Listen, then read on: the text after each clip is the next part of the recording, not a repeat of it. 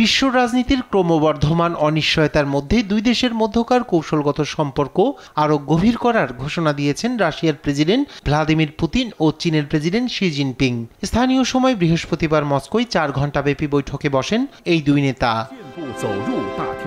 ক্রেমলিনে বৈঠক শেষে এক জাঁকজমকপূর্ণ অনুষ্ঠানে যৌথ বিবৃতিতে সই করেন উভয় নেতা, যেখানে চীন রাশিয়া ব্যাপক কৌশলগত অংশীদারিত্বকে নতুন যুগে উন্নীত করার কথা জানায়।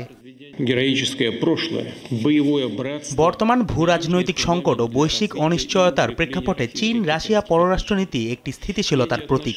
চীনের সঙ্গে ন্যায়ের ও উন্মুক্ত বিশ্ব ব্যবস্থা গঠনের পক্ষে আমরা কাজ করছি। 2030 সালের মধ্যে রাশিয়া চীন বাণিজ্য ও বিনিয়োগে গুণগত অগ্রগতি আনার লক্ষ্য নির্ধারণ করা হয়েছে।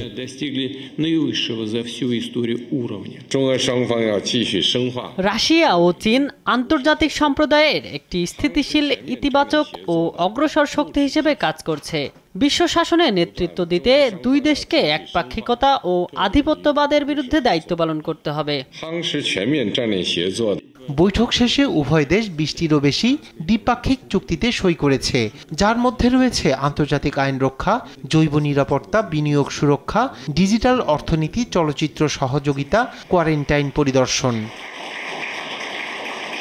এই বৈঠক এমন এক সময়ে হলো যখন বিশ্ব রাজনীতি অস্থির এবং মার্কিন প্রেসিডেন্ট ডোনাল্ড ট্রাম্পের নেতৃত্বে ঐতিহ্যগত বৈদেশিক নীতিতে পরিবর্তন এনেছে যুক্তরাষ্ট্র।